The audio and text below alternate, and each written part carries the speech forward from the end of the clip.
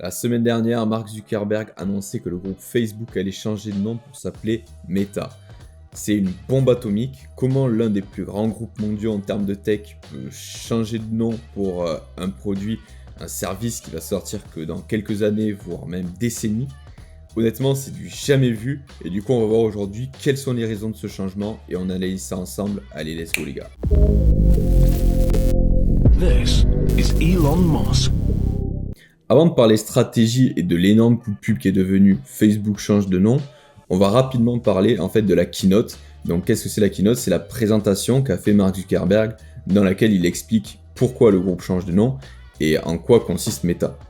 Du coup, pour faire un rapide inventaire, aujourd'hui le groupe Facebook comprend Facebook, le réseau social du même nom, Messenger, la messagerie instantanée, et WhatsApp et Instagram qu'ils ont racheté.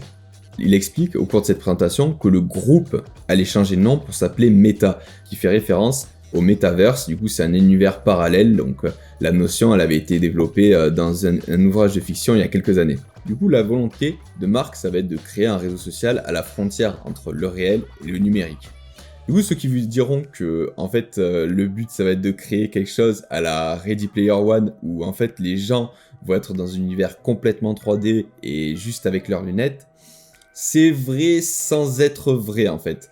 Parce qu'il faut regarder l'entièreté de la keynote. C'est vrai qu'aujourd'hui, les technologies que dispose Facebook, ça va être les casques Oculus qu'ils ont aussi rachetés.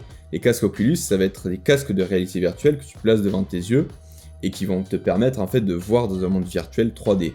Aujourd'hui, c'est la seule technologie dont ils disposent pour vraiment mettre en œuvre ce réseau social. Et il y a déjà des versions bêta qui ont commencé à sortir.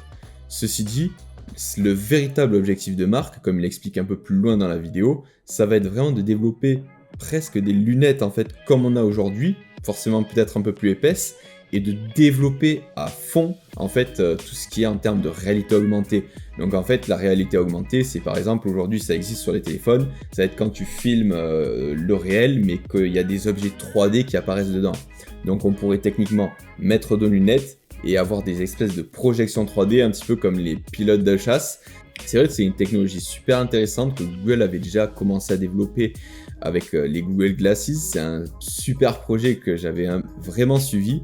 Et aujourd'hui, il y a encore quelques modèles de lunettes, mais c'est vrai que, comme il explique dans la vidéo, il y a d'un côté les grosses lunettes Oculus et d'un côté ces lunettes qui sont en train de se développer et ils vont essayer en fait de rejoindre un petit peu les deux pour essayer d'avoir un mix, un produit vraiment le plus qualitatif, mais ça risque d'arriver que dans plusieurs années, voire plusieurs décennies. Le réseau que veut lancer Mark Zuckerberg avec Meta s'appellera Horizon. Et comme j'ai déjà dit, il y a des versions qui sont en train de sortir petit à petit sous Oculus.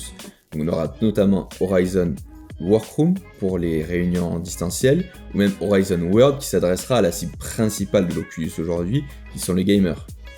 Pour Mark, en fait, il y a une tendance profonde qui est insufflée depuis le début du Covid, avec notamment l'explosion du travail en distanciel. Et là, on n'est vraiment pas sur la réponse d'un besoin immédiat, comme les Zooms, qui nous a permis vraiment de faire des réunions en visio depuis ces derniers temps, mais vraiment à une tendance profonde. On pourra notamment noter que Mark fait une présentation très jeune et très colorée tout au long de la keynote. Et en fait, cette réflexion, ça va nous amener petit à petit à notre question principale, qui est mais pourquoi ce lancement? Pourquoi maintenant? Et pourquoi ce rebranding en fait? Et parce que d'habitude, c'est vrai que ce genre de choses, c'est vraiment les projets fous qui naissent au sein de la Silicon Valley, qui restent en train d'un cours de développement dans un laboratoire sombre, et qui sortent qu'au dernier moment et qui nous explosent comme une véritable révolution. Mais non, là, le produit n'est pas fini, il va sortir que dans plusieurs années, même c'est un projet qui voit sur plusieurs décennies, alors c'est vraiment bizarre. Et non seulement, d'un côté, il dévoile ce projet, mais en plus, il annonce un rebranding énorme sur l'ensemble du groupe. Donc c'est vraiment bizarre, c'est à ça qu'on va répondre tout de suite, grâce à 4 points différents. Du coup, un des premiers éléments de réponse, ça va être qu'aujourd'hui, Facebook est en déclin. Et c'est vrai, franchement, qui trouve Facebook fun aujourd'hui? Franchement, il n'y a pas beaucoup de monde. C'est vrai qu'aujourd'hui, Facebook, c'est vraiment en train de devenir un recueil entre les vidéos mignons de chats, à la limite, et entre les discours politiques assez virulents. Bon, tout le monde aime les vidéos d'animaux de chats mignons, mais bon. Quoi qu'il en soit, c'est vrai qu'aujourd'hui, Facebook, c'est plus du tout ce que c'était avant, et notamment les jeunes s'en détournent énormément au profit d'autres réseaux comme TikTok, Snapchat ou même Instagram. Et c'est vrai que rien qu'Instagram, il faut se rendre compte, à la base, c'était un réseau dédié à la photographie, et c'est vrai, même peut-être vous utilisez aujourd'hui Snapchat peut-être plus comme une messagerie qui a presque remplacé, qui commence à remplacer en tout cas la messagerie de Facebook petit à petit. Donc c'est assez fou cette transition. Et c'est vrai que dans toute stratégie, la jeunesse c'est vraiment un point vraiment crucial. Par exemple, il n'y a rien qu'à voir le succès de McDo. Et c'est vrai que le succès de McDo, on peut l'accorder en fait avec le succès du Happy Meal. Parce qu'à la base, les gens du coup vont à McDo, ils prennent un Happy Meal avec un jouet pour faire plaisir à leurs enfants. Leurs enfants, du coup, consomment déjà McDo étant jeunes. Ils grandissent en choisissant le menu étudiant. Ensuite, ils prennent le menu normaux et ils amènent leurs enfants prendre un Happy Meal quand ils sont plus jeunes. Et la boucle est bouclée. Donc, c'est vraiment une cible qui est très très importante pour survivre, surtout sur Facebook aujourd'hui, qui est vraiment dans une mauvaise posture. Et en fait, ce rebranding, en fait, on comprend petit à petit, notamment avec cette image vraiment très colorée de la keynote, et vraiment très jeune, qu'ils essaient un petit peu de changer leurs images pour séduire cette clientèle. Vous savez qu'aujourd'hui, Facebook, on va reparler son image, mais peut-être qu'il y a des éléments qui vont changer dans le groupe petit à petit pour essayer de les attirer. Un deuxième élément de réponse, c'est que Google, en fait, et Apple ont énormément de pouvoir aujourd'hui sur le groupe Facebook.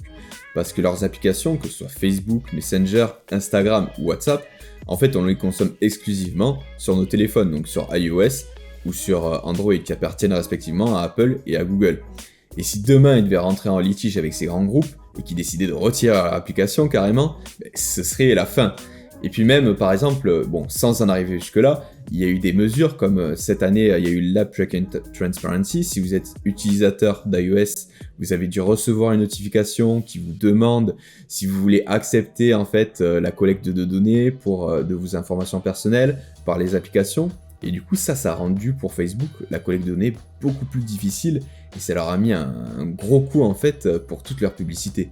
Aujourd'hui, en créant Horizon, du coup, Facebook essaie de devenir vraiment maître de son propre destin parce que tous les produits seront consommés en fait grâce à des appareils développés par le groupe Facebook, enfin Meta du coup, avec l'Oculus déjà dans un premier temps et avec les nouveaux prototypes qui sortiront dans plusieurs années, comme on en a parlé, des lunettes sur lesquelles ils sont en train de travailler. Du coup, c'est pour ça qu'aujourd'hui, Facebook commence déjà à sortir son réseau social Horizon, c'est pour vraiment échapper à cette dépendance entre Google et Apple, et commence déjà un petit peu, petit à petit, à développer son réseau social à travers l'Oculus. Troisièmement, c'est vrai que Facebook est de plus en plus la cible de réglementation, et tout ça, ça va venir en fait restreindre son développement. C'est pour ça qu'aujourd'hui, ils essaient de se développer vers de nouvelles technologies, que ce soit la réalité virtuelle ou la réalité augmentée, parce que c'est des secteurs qui sont encore jeunes, qui émergent, et du coup, la législation en vigueur, c'est vrai que elle n'est pas encore très très bien définie. Du coup, c'est vrai qu'en travaillant sur ces secteurs, ça va leur permettre d'avoir beaucoup plus de liberté et ça les freinera beaucoup moins en fait dans leur développement. Le quatrième point, et du coup qui est pas les moindres, ça va être la réputation de Facebook. Et là, on touche, je pense, le cœur du problème. C'est vrai que ces dernières années, Facebook a été au cœur de plein de scandales, et notamment, sans revenir sur chacun d'entre eux, il y a eu l'histoire plus récemment de Donald Trump avec des discours d'incitation à la violence, je sais pas si vous en avez entendu parler. Et du coup, ça fait énormément de mal à sa réputation, et c'est vrai qu'aujourd'hui, il essaie vraiment en fait de changer de visage. Et du coup, c'est vrai qu'il n'y a aucune mention des politiques au cours de la keynote. D'ailleurs, en fait, même ce point, il va illustrer parfaitement une des questions que je me suis posées en regardant la keynote, qui était, je me suis dit, Horizon va introduire beaucoup de changements dans notre façon de consommer le net, et ça va être très dur de faire passer les gens de... Aujourd'hui, les écrans, les smartphones, c'est vrai que tout changement est très difficile à faire accepter par les utilisateurs, et notamment des changements aussi révolutionnaires. Et je me suis demandé, mais pourquoi en fait ne pas le faire progressivement à travers Facebook ? Et la réponse, elle est là. C'est vrai qu'aujourd'hui, Facebook, Mark, ils veulent laisser de côté, c'est de l'histoire ancienne, ils veulent vraiment changer de visage et que aucunement Horizon soit assimilé à Facebook. Du coup, voilà, on comprend beaucoup mieux en fait à travers ce point du coup l'histoire du rebranding aussi tôt et pourquoi du coup Facebook carrément le groupe change de nom et même le réseau social changera de nom pour s'appeler Horizon et pas quelque chose en rapport avec Facebook. Quoi qu'il en soit, bien que ces changements ne viendront pas résoudre immédiatement les problèmes du groupe, c'est toujours intéressant de voir la façon dont ils ont réagi vis-à-vis du déclin en fait d'un si gros réseau et la façon dont ils réagissent dans leur business. Donc c'est vrai parce que au final, on comprend beaucoup mieux aujourd'hui l'annonce qui a été faite, qui est Facebook change de nom, et c'est ce que tout le monde a entendu, et c'est l'annonce qu'on a vue partout dans les médias, alors qu'au final, le fond, c'était non, Facebook, en fait, crée une nouvelle technologie pour connecter les gens différemment, mais c'est ce que personne n'a entendu. Ce qu'on a entendu, c'est Facebook change de nom. Et en fait, avec cette analyse, on comprend beaucoup mieux pourquoi est-ce qu'ils ont fait ce coup de communication. Donc voilà, pour conclure la vidéo, franchement, j'aimerais bien avoir ton avis, que ce soit sur ce coup de communication. Est-ce que tu penses que c'est un coup de génie ? Qu'est-ce que tu penses de ces nouvelles technologies et de ce nouveau réseau ? Est-ce que ça te hype ? Donc franchement, vas-y, laisse un commentaire et dis-moi ce que t'en penses. Puis si la vidéo t'a plu, n'hésite pas à liker, tu sais bien que ça me fait hyper plaisir.